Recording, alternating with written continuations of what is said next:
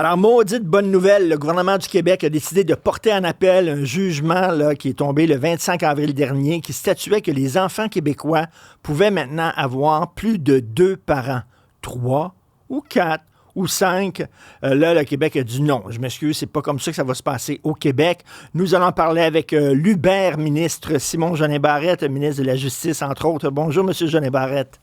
Bonjour, M. Martineau. Bien, premièrement, pour ceux qui n'ont pas suivi cette affaire-là, là, c'est quoi ce jugement du 25 avril? Bien, c'est un jugement de la Cour supérieure où la constitutionnalité des dispositions du Code civil était contestée, à l'effet qu'au Québec, le Code civil prévoit qu'on a uniquement 2 parents légaux. Et ces dispositions-là de la loi était contestée. Le juge en est venu à la conclusion d'invalider les articles. Alors, le gouvernement du Québec a décidé d'aller en appel de ce jugement-là. C'est ce qu'on a annoncé aujourd'hui parce qu'on a fait le choix conscient dans l'intérêt des enfants que les enfants ont uniquement 2 parents légaux, 2 liens de filiation seulement. On ne veut pas se retrouver dans une situation où les enfants pourraient avoir 3, 4, 5, 6, 7, 8, 9 parents. Parce que c'est pas dans l'intérêt des enfants, notamment en cas de séparation. Également, à l'âge adulte, là, vous savez, les obligations des parents vers les enfants également existent pour les enfants lorsqu'ils deviennent à l'âge adulte vers leurs parents, notamment des obligations alimentaires. Donc, est-ce que c'est dans l'intérêt d'une personne d'avoir 5 parents et d'avoir des obligations alimentaires pour 5 parents?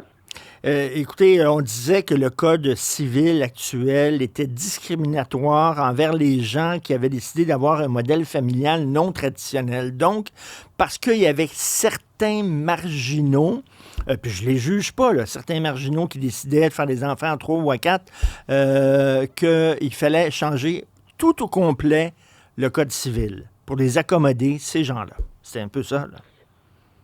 Ben, il y a différents individus dans différentes situations conjugales qui ont contesté le Code civil. Puis le juge, effectivement, a invalidé les dispositions du Code civil. Cela étant, le gouvernement a la responsabilité de s'assurer de l'intérêt des enfants. Puis ça appartient au Parlement, puis ça appartient aux Québécois de décider, ben, dans notre modèle québécois, il y a combien de parents qui sont reconnus. Le gouvernement du Québec dit 2 parce que c'est dans l'intérêt des enfants. Ça fait partie de notre tradition civiliste. Ça fait également partie du fait que, en termes de responsabilité pour l'enfant, s'il arrive des conséquences par la suite, vous savez, lorsque au début tout le monde s'aime et ça fonctionne bien, ben oui. Ça va. Mais par la suite, il faut prévoir les conséquences pour l'enfant. Puis vous savez, le gouvernement du Québec n'est pas là pour déterminer quelles sont les personnes significatives pour un enfant, c'est aux parents de le faire. Donc, ça, c'est important ce que vous dites. Là. Ça ne veut pas dire là, qu'on dit qu'il n'y a pas des personnes significatives autres que les parents. C'est pas ça, là, mais c'est rien qu'on dit que légalement, l'enfant va avoir seulement 2 parents. Exactement, vous avez raison. Donc, les personnes significatives au niveau de l'entourage de l'enfant, ça, on ne vient pas encadrer ça. C'est les parents, c'est les titulaires d'autorité parentale qui vont déterminer qui sont les personnes significatives et donner accès à l'enfant.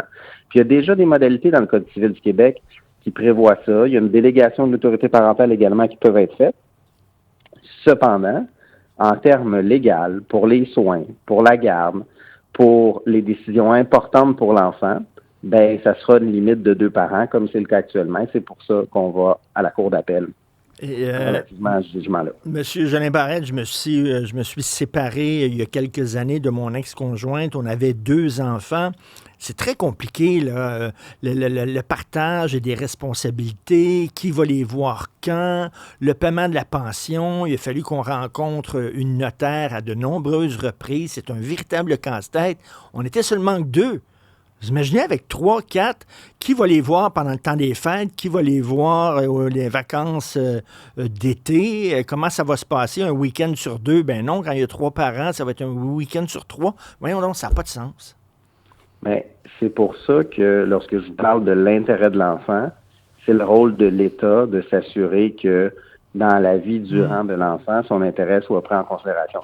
Dans l'exemple que vous me donnez, dans votre exemple personnel, ben écoutez, vous me parlez d'une notaire, fait que ça a quand même ça a pu être compliqué, mais ça a quand même du bien été parce que vous n'avez pas été à la cour, puis vous n'étiez pas en litige, mais imaginez aussi lorsque vous vous retrouvez à la Ben cour oui. souvent avec 5 parents, 5 avocats différents, plus un avocat à l'enfant.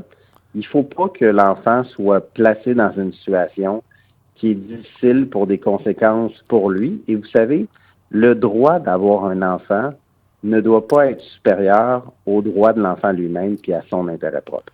Et quand on s'est séparés, on s'est dit l'important, c'est de penser à l'intérêt de nos enfants. Puis là, ça va être la boussole qui va nous guider.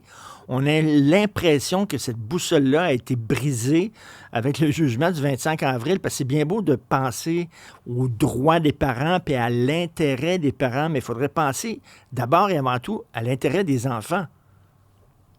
Bien, la réforme du droit de la famille que notre gouvernement a menée depuis 2021, ça a été ça le principe cardinal. L'intérêt des enfants, parce que pour assurer que tous les enfants soient en pleine égalité, aient les mêmes droits, peu importe le milieu dans lequel ils naissent. Alors, c'est ce qu'on est venu faire en actualisant le droit de la famille. Puis, je vous donne un exemple là, sur la grossesse pour autrui.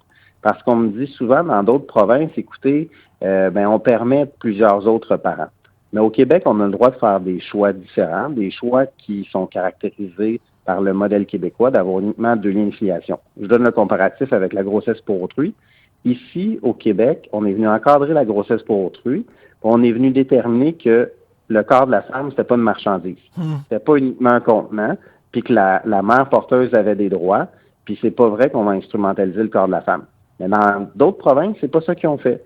Ils ont donné aucun droit aux mères porteuses, au détriment peut-être de leur santé parfois, au détriment de leur bien-être, tout ça. Mais on a fait un choix différent parce qu'on a un modèle différent au Québec de protéger les femmes.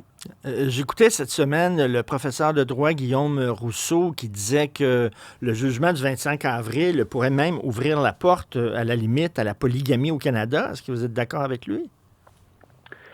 Écoutez, je veux pas faire d'analyse juridique ou d'avis juridique à ce point-là. On se concentre sur le jugement et on le porte en appel, mais c'est clair pour l'État québécois qu'on a une responsabilité par rapport aux enfants et on n'est pas là pour juger des modèles familiaux, mais en ce qui concerne les liens de filiation, le Québec veut les limiter à seulement 2. Est-ce que c'est possible, parce que jusqu'à preuve du contraire, on vit encore au sein du Canada, est-ce que ce serait possible de se soustraire à ce jugement-là au Québec? Écoutez, on va aller à la Cour d'appel. On va voir la décision de la Cour d'appel, mais toutes les options sont sur la table. Vous savez ce qu'on va dire, là? Vous êtes fermé aux autres façons d'envisager la famille, que c'est rétrograde de dire qu'un enfant peut avoir seulement 2 parents. Il va vanter fort dans certains milieux, là, M. Jolin Barrette.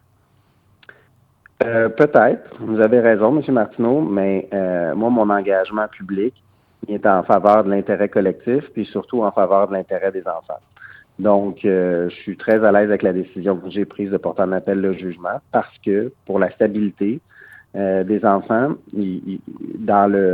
sur le continuum de temps, il faut évaluer, puis il faut avoir cette objectivité-là. Alors, je comprends que pour certaines personnes, elles vont être en désaccord avec le fait que le gouvernement porte en appel le jugement. Cependant, je pense que dans l'intérêt de l'enfant, lorsqu'on prévoit les différents aléas, puis ça, c'est le rôle du gouvernement de prévoir le futur, entre autres aussi, dans l'intérêt collectif, c'est la décision nécessaire qu'on doit prendre. Alors, vous savez, quand on prend des décisions, on est critiqué parfois, mais je pense que dans ce cas-ci, l'intérêt de l'enfant milite en faveur d'aller en appel. Et je veux, en terminant, je veux rappeler ce que vous avez dit en tout début d'entrevue, que oui, les parents ont des droits envers les enfants, des devoirs envers les enfants, mais les enfants ont aussi des devoirs envers leurs parents. Nos parents sont vieillissants, on a le devoir légal de prendre soin de nos parents. Alors, comme vous avez dit, si quelqu'un a 3-4 parents, ça peut être compliqué. Entre autres, c'est des règles qui sont prévues au Code civil, donc envers les ascendants, envers les descendants. Donc, écoutez, comme je le disais, en termes de personnes significatives, il n'y a pas de limite. Ça revient aux parents de déterminer ça. Et il y a toujours des modalités qui peuvent s'appliquer, mais je pense que pour notre société, pour notre droit, puis pour l'intérêt de nos enfants, on va se limiter à 2 parents. Écoutez, je suis convaincu que la grande majorité des citoyens au Québec sont d'accord avec vous. Merci beaucoup, M. Simon Jolin Barrette, ministre de la Justice au Québec. Merci. Bonne journée. Un grand plaisir, M. Martineau. Bonne journée à vous. Au revoir. Au revoir. Merci, M. Merci, Jolin à la Barrette. prochaine. Bravo, Au revoir. salut.